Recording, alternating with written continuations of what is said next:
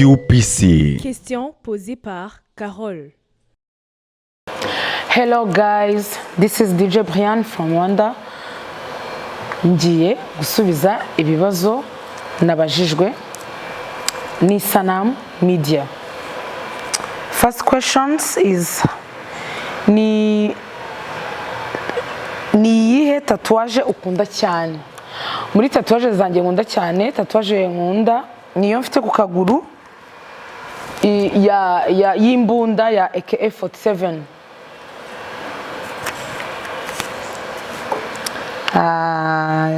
The second question ni ikihe kintu abantu benshi batazi kuri wowe? Nuko ikintu abantu benshi batazi kuri njyewe nuko abantu batazi yuko mu buzima bwanjye busanzwe ndi umuntu uri pose udakunda nyine, ntago nandukanye n'ukuntu mbameze muri social media. Nibyo abantu benshi batazi. Abantu benshi bazi yuko iyo duhuye nyine bameze kwa kudi bameze, kandi ntago ari komeze mu buzima busanzwe. The third question is ni iyihe harya ni insolite yakubayeho cyangwa se ni ikihe kintu, ni ikihe sanganya yakubayeho aha mu Burundi? Ikintu cyambayeho gitunguranye nuko twaje na Melody bakamufunga, tukaba nyine bikatwatacinga cyane.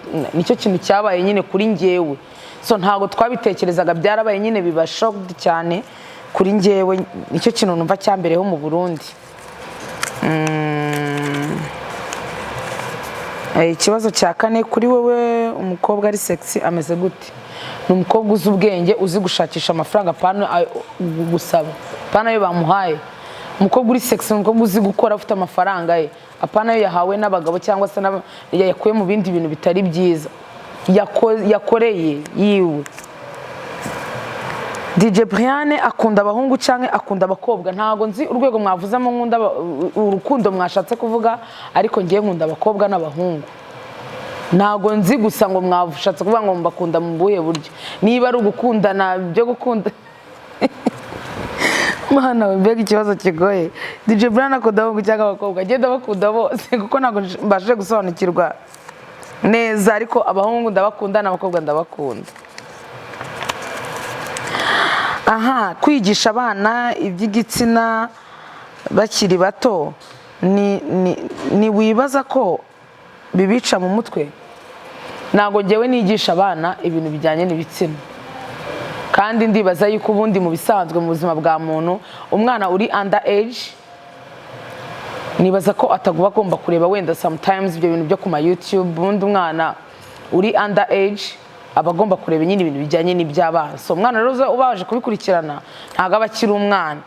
Kandi ikindi ntago twigisha ibintu by'ibitsina by'abana, kandi ikindi tunabibigishije nta kibazo, kuko umwana apfa mu iterura. So uba ugomba kubimubwira kugira ngo ikizaba. None se ubungubu ko under age batwara inda, ko abana bakiri bato batwara amada, so nuko muba mutabaganije. Se umwana gutwara inda, iyo uri kubwira umwana uramubwira ngo umwana ava mu mukondo cyangwa mu mutwe, umubwira aho umwana aturuka ukamubwiza ukuri. So rero ntago ari kubibigisha kundi nabi, ni kubibigisha kugira ngo bashishuke bave mu bujiji.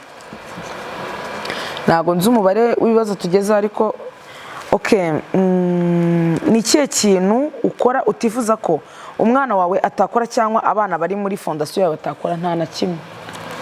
Ngewe ibintu byose nkora kuko mbikora mbikunze kandi mbishaka, mba numva umwana wanjye nawe yabikora.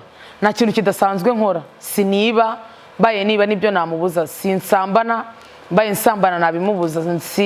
Sindwana, mbaye ndwana nabimubuza. So mu gihe ibyo byose rero bitarimo, ikintu cyose ngewe nkora right now, yaba ari ugushyiraho tatu, yaba ari ukwitoboza, yaba ari ukunywa byeri, rwose abishoboye yabikora. Pfa kuba mba naramubwiye ati wenda nunywa itabi uzabona ingaruka zabyo, niba ushyiraho tatuwaje bizagenda gutya, nunywa inzoga bizagenda gutya.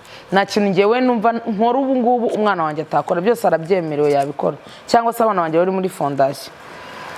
Ufite tatuwaje zingahe? Siko mugiye kunsubiza mu mibare, byansaba kubara. Ako reka ngereranye 1 2 3 4 5 6 7 8 9 10 10 n'imwe n'ebyiri n'eshatu 14 15 16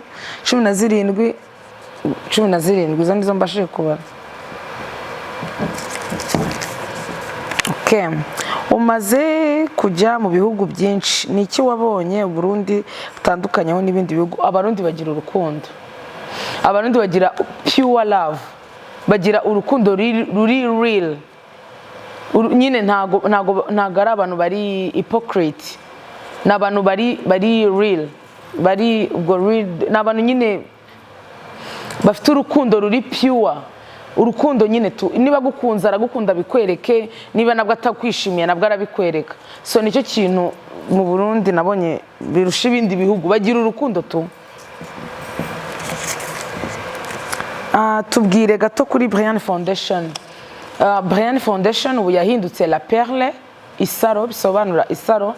So Brian Foundation ni umuryango munini, ntabwo ari umuryango wanjye Brian njyenyine, ni umuryango mugari ufasha abana batishoboye ndetse n'abana b'abakobwa cyane cyane bagiye bahura n'ibibazo byo guterwa inda zitateganijwe, kuvana abana mu biyobyabwenge, kubigisha kuva mu biyobyabwenge kugira ngo babeho mu buzima buri straight. So Brian Foundation ni umuryango uhuriwemo n'abantu benshi ariko ugamije gufasha abantu batishoboye.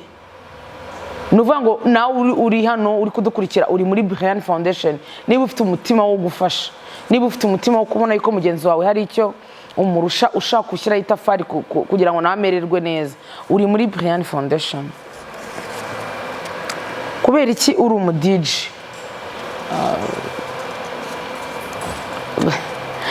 Nuko ako mbikunda kandi ikindi mbishoboye, numva mbikunze, mba numva mbishoboye. Ni ibintu nkora nyine nkumva ndishimye, nkabona nabo ndi kubikorera barishimye. That's why I'm a DJ. Niye mpamvu yatumye uza mu Burundi? Naje mu Burundi muri show. Dufite opening club ya New Blue Club hano, ari naho hano turi ejo kwa gatanu ndetse no kwa gatandatu. Niyo mpamvu yanzanye hano mu Burundi. Ikibazo cya nyuma, wari umwana umeze gute ku ishuri? Sha narakubaganaga, narakubiswe pe. Kera mama yadukubitaga ikabure, umugozi w'iradiyo. Noneho ku ishuri iyo wajyagayo arugiye bagukubita gukazana imirongo ku mubiri, bagahita babona yuko iwanyu nyine nta gaciro bagwa nyine. Urumva ntago nyine natinyaga inkoni, natinyaga iyo mirongo yazaga ku mubiri wanjye ndi ujye ku ishuri abandi bana banseke babone yuko iwacu turi abakene birirwa bampondagura, kuko abana bo mu bakene ntago bakubitwaga. Ubwo rero njye niyo yanteraga ikibazo, nabundi na n'umwana ukubagana cyane, ewana ukubagana ukunda no kurwana. Ubu ngubu imbaraga niba zaragiye he? Ubu niyenjeje ku muntu yankubita pe. Niko nari meze ku ishuri. I think ibibazo birarangiye, ibyo nari nabajijwe. Murakoze cyane.